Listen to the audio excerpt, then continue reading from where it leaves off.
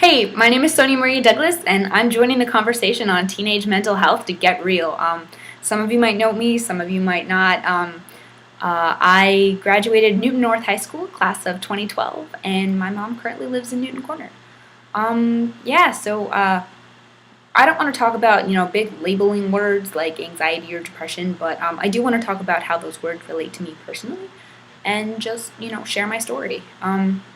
So I moved around a lot as a kid, and, moving to Newton was no exception. It was hard for me to make friends and keep friends. All the Bigelow kids that I went to Day, all the Day kids that I went to Bigelow, and not having close friends was very difficult for me, especially, during high school. And when I was a sophomore, I started seeing a therapist for anxiety. Anxiety to me felt like I was about to take a test, and I didn't know any of the answers, but it felt like that all the time, for no reason. And seeing a therapist did help, but I was terrified that people were going to find out. I told people I had doctor's appointments and dentist appointments because I didn't want them to think something was wrong with me. And then when I was a junior, I found my sister Karen in an attempted suicide. And it was later billed as a cry for help, but that messed me up pretty bad. I was angry and I was scared all the time, and I suffered from PTSD, post-traumatic stress disorder, because it was traumatic, and I had a lot of triggers. And I felt like I couldn't talk to anyone about it, and that really hurt. At home, I wasn't receiving as much attention as I had previously. For good reason, my sister needed it, but I went out of my way to get negative attention, because negative attention for me was better than being ignored. It was better than being invisible. And I've done that at school too, gone out of my way just to be noticed, to feel validated, even if it wasn't positive.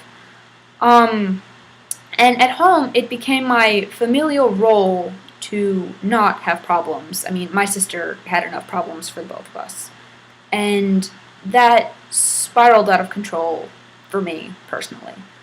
It became more like, instead of just Sonia's not allowed to have problems, to Sonia's problems aren't important, to Sonia's not important, which, isn't true at all.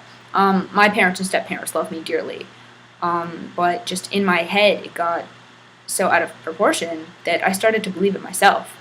And that persists even now to an extent.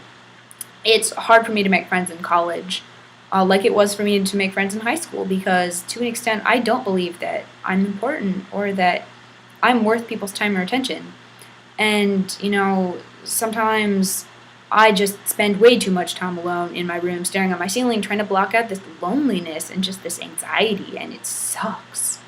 And I'm trying to stay positive, but, you wouldn't know that on the surface because I'm a pretty peppy person.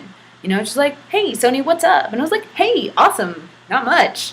And then on the rare occasion that I mess up, it's like, hey, Sonia, what's up? And I was like, I'm actually not doing great, and I'm really miserable for X, Y, and Z reasons. And, then they're like, oh, good luck with that, run away. Or, I was like, oh, how can I help? And it was like, well, I don't know how you can help, because it's not like it's a switch I can just turn off. Talking to people does really help, and to a larger extent, it's something that we need to talk about as a society. Because I am struggling to stay positive. I need to remember that, I am important. I am worth people's time and attention. I am pretty enough. I am not just a failure. That there is room for improvement, always, that people would care if I was gone. I don't want to let my depression or anxiety define me, because there's so much more to me. I love cereal. I love making jewelry. I love cooking. I want to become a dentist.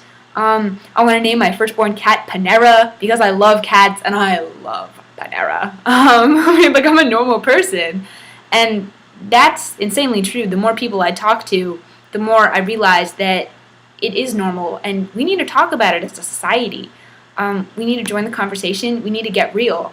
I wanted to thank you for watching my video, and my name is Sonya Maria Douglas, and if you're suffering from depression or anxiety, I just want you to know you are definitely not alone.